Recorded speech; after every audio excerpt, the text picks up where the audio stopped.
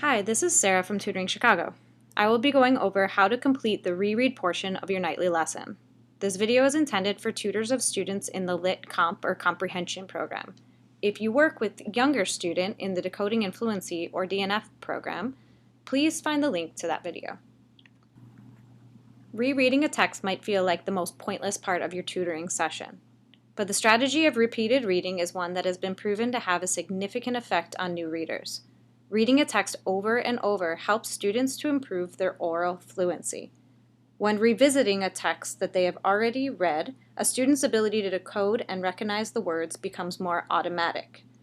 With improved fluency and automatic word recognition, students are left with more cognitive space to focus on comprehension. When it comes to the reread, how much of the book your student reads depends on several factors. How long the book is, the speed at which your student reads, and how in-depth you go during your comprehension conversation. Try to keep the reread portion of your session to about 25 minutes.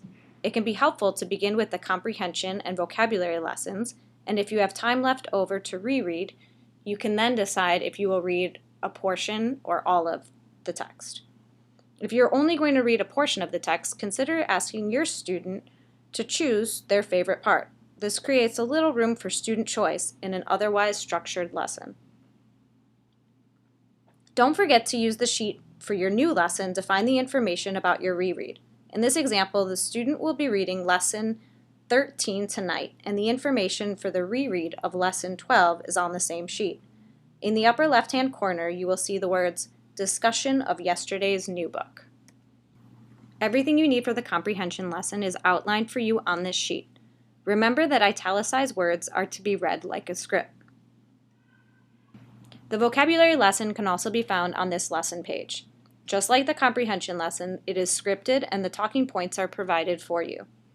Your student can practice their vocabulary words on their dry erase boards or in their writing notebooks.